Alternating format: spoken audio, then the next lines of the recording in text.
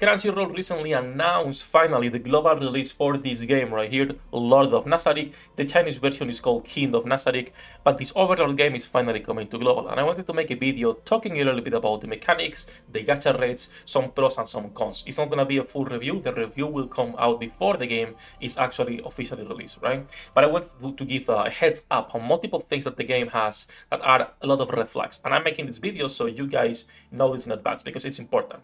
And it's really important that we start with the biggest red flag of all of them, and that's going to be the publisher itself. All right, this is a Crunchyroll game, and it's important we talk about that because, as you all know, Crunchyroll, well, you might not know, it's A Plus Japan now. They're trying to change the developer, but they have at any given point 4 or 5 gachas, and they usually don't last more than a year. This is a gacha game. We'll talk about the rates in a second, which is already something a lot of people will not like, right? But they usually have multiple gacha games that they usually last for a year and then they remove. And then they release a new one, then they remove. Rinse and repeat. Not only that, but they published another Overlord game a couple of years ago, which was Mass of the Dead. And that game is still running in JP, getting a lot of collaborations while the global version was killed. So that's the first big point that I want to talk about. This is Crunchyroll. Make sure you either don't spend a lot of money, or if you want to spend money, don't go too crazy, please, all right? I will be playing the game on release. I want to be spending a little bit of cash, but don't go too crazy because the game has a lot of red flags. Not only the publisher, let's talk about the other one. So let's talk a little bit why the CN community is not playing this game anymore. So if right now we try to find any wiki, right, and I go to the Chinese wiki, as you can see, there is not a lot of SSR characters in here, right? And that's because this is not updated. Not only it's not updated, but if we go to the Game Key wiki, another popular Chinese website where has wikis for basically every single gacha, they scrapped completely the wiki. It's non-existent, right? And the only active wiki right now, which would be the Billy Game 1, is not up to date. They do post some of the events up to date, but the characters are not updated. There is no tier list, there is no nothing. So the Chinese community, when it comes to this game, it's almost non-existent. Not only on Bilibili, right? Not only it's hard to find them here, but even on the official community, there is not a lot of posts. If you try to find videos in Bilibili about the game, the only things you're gonna be finding, it's actually PvP videos. It's people who still play PvP and who else just playing PvP, because that's what the game is about. This is a pay-to-win game focused around PvP. Now, can you enjoy the game if you are an Overlord fan? Absolutely. I don't like PvP. I despise PvP in gachas. But I enjoy the game because I can collect the characters that I like. You can get lucky and get some of the ones that you will really like. You might be lucky and lose some of the banners. I'll talk about the gacha in a second, right?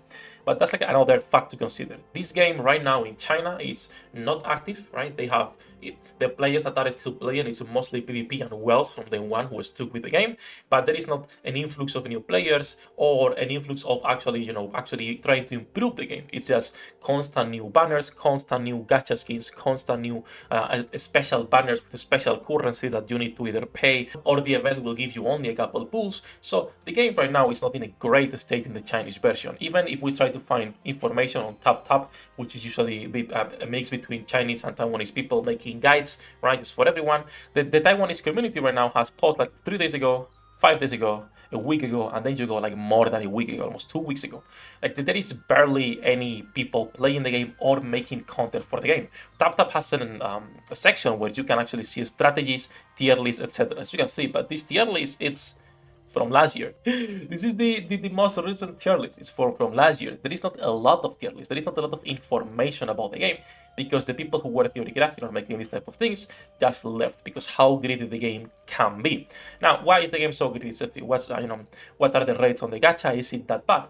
So the game itself, when it comes to the rates, I wouldn't say it's too bad. I think it's a 2 point something for the characters. Let me check it really quickly. So let's come here. This is where you will pull for characters. It's a 1.6, a little bit worse than what I remember. A 1.6% for the guaranteed SSR. Now, as you can see, at any given time, there's going to be 2 banners with another 2 banners for the weapons with the normal banner. This is the normal banner, which is where you can get most of the characters.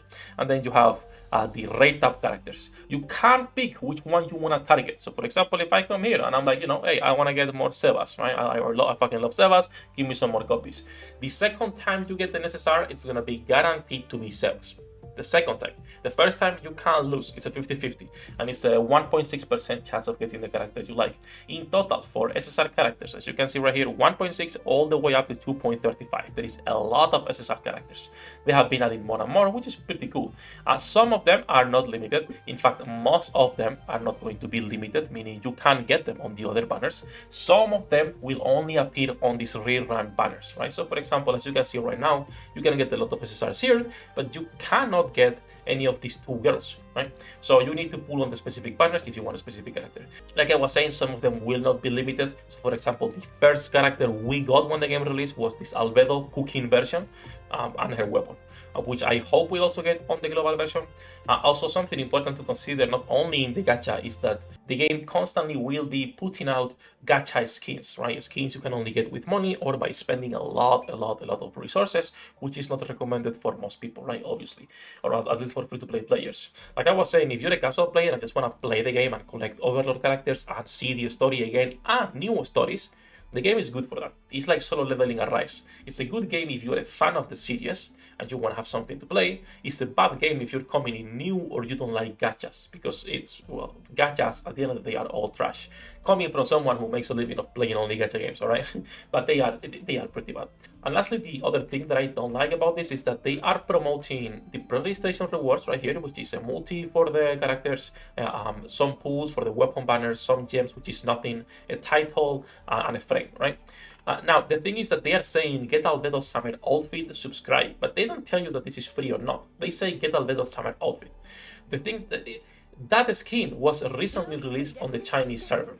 So I don't know if they are planning on giving this for free or not. It doesn't look like they're giving this for free, because again, why would they put this on the Chinese server paying and then give it to you for free in global? The only thing that tells to me is that they don't have high expectations of global and they want to rush content like Crunchyroll has done a lot of times, and then after a few months close the game. I will make a separate video talking about the shop, talking about the gameplay itself, a little bit of review on everything you can do in the game, which is pretty cool. That's another review, right? Not only you have the story, but you can also become an adventurer, increase your rank, do missions every day, collect the characters. There's multiple dungeons to explore every day. There's multiple game modes you can be playing if you want to play a little bit more. The game has a stamina system, which I'm not a fan of, but they're pretty generous with the stamina. Right now I have like 2,000 stamina that I have been accumulating, and you can get more for free every single day. So that's it. Just a heads up, all right? The game, it's Crunchyroll. It's gonna be here for less than a year before they close it down. I wish they would prove me wrong and keep the game alive for 5 years. I wish, because I am an Overlord simp. I love this IP. I've been playing the game since it came out in China the day one. But at the end of the day, I know Crunchyroll. I've been seeing how many games they kill. In fact, I've been keeping count, and it's right now 19 games that they in total have published.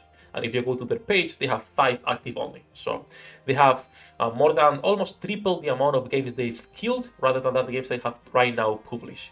When it comes to how many characters there are in the game, like I was saying, I'll make a separate video talking about that. But just a heads up before you play this amazing new game by Crunchyroll, by everyone's favorite publisher. When it comes to gameplay, when it comes to the characters and the shop, I'll make separate videos talking about those things. All that said, I hope you are as excited as I am for this game. Remember, please don't go too crazy, don't spend too much money. It's Crunchyroll, the game will be killed. Alright, have a good day, good luck with your pool dinner rates, I'll see you in the next one. 役立たずは楽園から追放するのみ。ブランとノワールのショータイムです。天地万物を切るとはこういうことだ。